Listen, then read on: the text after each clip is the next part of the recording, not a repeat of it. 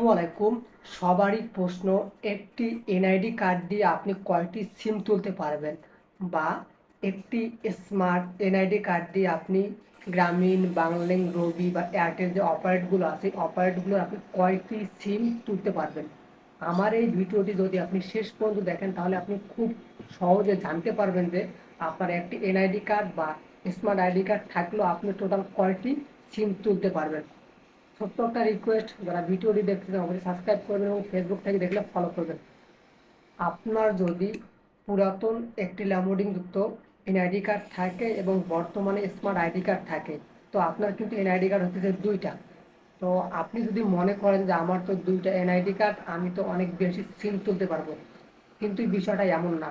যাদের পুরাতন NID card, এই এনআইডি কার্ডটা আছে এবং যাদের নতুন স্মার্ট আইডি কার্ড আছে, তারা দুইজনেই কিন্তু সমান সিম তুলতে পারবে। কারণ আপনার যদিও দুইটা এনআইডি কার্ড, বাট দুইটা এনআইডি কার্ডের কিন্তু সব ইনফরমেশনগুলো এক। যেমন আপনার নাম, আপনার বাবার নাম, আপনার মায়ের নাম, কিংবা আপনার গ্রামের বাসা, স্থায়ী ঠিকানা, A to Z ইনফরমেশন এক। তো আপনার যদিও দুইটা এনআইডি কার্ড, বাট আপনার কাজ কিন্তু হবে একটা এনআইডি কার্ড দিয়ে। আর যাদের পুরাতন এরকম যুক্ত এনআইডি কার্ড আছে, তাদেরও কিন্তু সেম একই ইনফরমেশন আছে।